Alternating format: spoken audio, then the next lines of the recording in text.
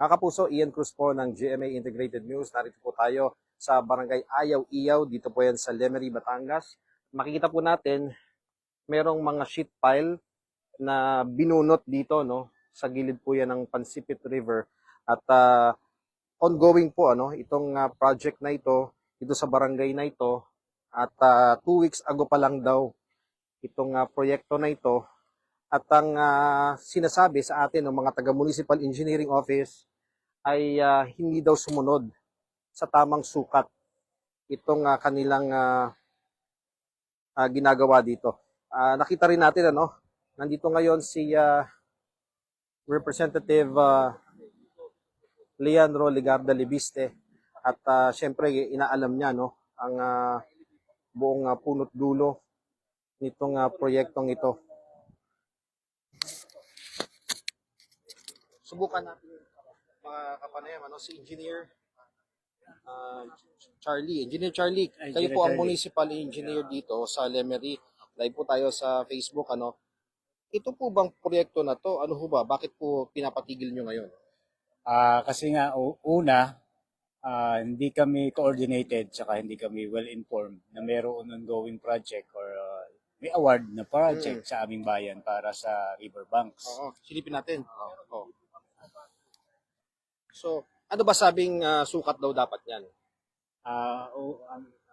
Una sir, dapat nga ho mayroon sanang Coordination. tsaka building permit Oo. to construct sa ongoing home project kahit ho yan ay government o private. At nang di ho sinasadya, nakita namin habang ho kami may mga kailangang project pa rin para sa aming bayan, nakita ho namin na may ginagawa pa lang. So hindi nyo alam to? So hindi namin talaga alam. At Sir, ano ba dapat naman sukat dito, sabi? according doon sa project engineer in charge from region office ng DPWH, ang nakadesign daw ay 12 meters 12 na sheet meters. piles. O, papasukat tayo, sir. Pwede ba natin sukatin? Gaano kahaba yan? O, sige. Oo, testingin natin. So, ito po mga kapuso, ito yung mga kabilang sa mga nabunot na mga sheet pile. Sinusukat po nila dahil sabi nga ni Engineer Charlie, dapat 12 meters. Hop. So, 9 meters lang po. 9 meters. 9 meters. 9 meters lang. Gaano ho kaiksi yung kulang niya base dun sa sinasabi nila na specs dapat? Bali na kulang po siya ng 3 meters po. At ang ano po namin dito, na find out po, hindi po pare-parehas na may 9, may 8, may 12. Iba-iba. Pero ito po ba, matagal na po ba itong project na to? Hindi po. Actually po, kami po ay nagbabaybay po para po sa directive ni Mayor na maghanap po ng project po ng LGU. Oo. Na find out lang po namin ito na nagagawa sila. So hindi ito na pinagpaalam? Hindi po. Tsaka po, unang-una po, wala po silang project billboard para malaman natin kung ano ba ang ginagawa po nila. Sige ho, salamat po. So, yung iba po, merong 7, merong 8, may 9, ganun po ba? Opo. Sige ho. So ngayon, ano na ngayon ang status nitong project? Tigil muna. Opo, as per building official din po, kailangan po nilang i-secure po ang necessary documents na sa LGU po before continuing po the said project. Kaso nga po, they violate many marami po silang violate po na rules. Okay, salamat sir, engineer. Yung engineer, yung isang bagong bunot ngayon, yung bagong bunot, may isang bagong bunot po dito ngayon. So, yan naman, gaano kahaba naman yan? Sige po, sukatin po natin. Sige po.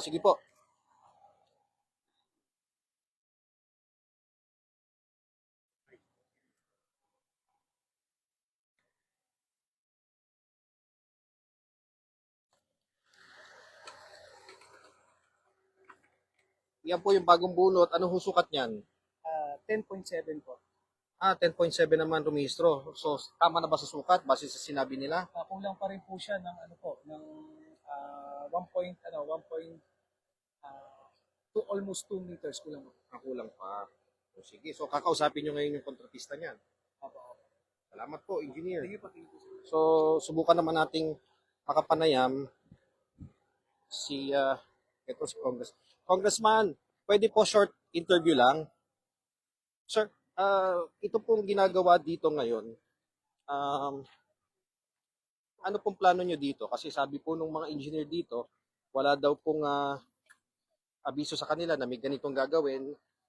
So, paano po ang next step nyo dito? Unang-una, gusto lang namin tanungin sa DPWH Region 4A, bakit yung dapat lahat ay 12 meters, ay karamihan daw mga 7.5 Mm-hmm. or 9 meters. And ang DPWH Region 4A ay hinihintayan namin po for a while already, pero sa ngayon on the way pa po sila. Ganda po na pakinggan na lang po natin muna Mm-hmm. ang paliwanag ng DPWH. Pero ito, hindi po ito district initiative, ano? Hindi po sa district engineering office. Ito po pala, sa region po ito. Yes po. Ang mga nakita nating projects sa Binambang River the other day ay implemented by the District Engineering Office, and this one is implemented by Region 4A. Mm-hmm. And if it is established that there is a problem on this project, then it raises the question whether sa first district ng Batangas lang po ba ang mga substandard projects ng DPWH, o baka buong Region 4A, o baka buong DPWH. So ngayon po, nag-inspect lang po tayo, but we would like to present the findings once we're finished with the inspection. Based on your initial research, how much po itong cost ng project na ito? At sabi nga po ng mga taga-munisipyo, 2 weeks pa lang daw po pala ito nagko-commence. Pero na-discover a few days ago lang. Opo, ang project ay walang billboard the last few days, pero sinabi daw, in-install yung billboard dyan kaninang umaga, and I think nasa 95 plus million pesos itong phase na ito, part of the Pansipit River protection projects, which are multiple phases. There's another phase actually in the next barangay that we would go to after this, being implemented by the District Engineering Office, na baka 5 to 600 million pesos yung top of mind estimate ko for the total Pansipit River protection projects. Kung may mga nagtatanong din, ano, kasi meron ding isang project naman na ang region din, doon naman sa bayan ng Kalaka, yung nasira pong road doon, ano na po update doon?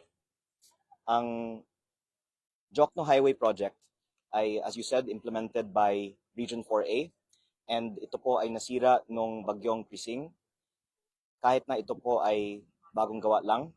At ang unang conversation ko sa Region 4A ay nasira siya dahil malakas yung bagyo, hindi dahil mali ang gawa ng kontraktor. Kaya kailangan namin pondohan pa ang panibagong gawa ng segment ng Jokno Highway. Pero unang-una, matagal kong maghintay pa tayo ng pondo mula sa Kongreso, at pangalawa, sayang naman po ang pondo na yun. Nagbisita po kami the other week kasama ng ating third-party engineers, at sinabi po nila na mukhang may problema sa foundation ng segment na yun, kaya siya gumuho. At whatever the reason was, Region 4A told us na ngayon ginagawa na ng contractor yung repair ng Jokno Highway segment po na yun na walang gastos sa gobyerno. Kaya hindi ko po alam kung inaamin ng DPWH na mali pala yung unang gawa ng segment na yun, o sa kabutihan loob po ng contractor na yun ay sinasagot na lang po niya ngayon ang gastos. Pero kahit po dito, ang sinasabi po ng mga representatives ng contractor dito, pwede naman nilang gawing 12 meters lahat ng mga sheet piles na narito po ngayon. Pero sabi naman po ng ating ibang engineers, baka mahirap, at paano kaya kung hindi natin tinitignan kung talagang 12 meters po lahat ng mga sheet piles na to. At during the installation of all these sheet piles, dapat meron din pong representative ang DPWH na nag-check kung talagang 12 meters po siya bago siya ibaon. Kasi syempre pag nakabaon na siya, hindi natin masukat. Yeah. Kaya kailangan natin i-remove ngayon as we are doing. So sa ngayon po, tuloy-tuloy lang po ang ating inspection and we'll go to Palanas po after this. Before you go, may nangyari kasi yesterday, no? Nakapag-bail si Engineer Abelardo Calalo. Ano pong reaction nyo doon sa pagkaka-bail niya, no? Ang charges naman are bailable, kaya that is as expected. And I hope for his safety because syempre marami pong mga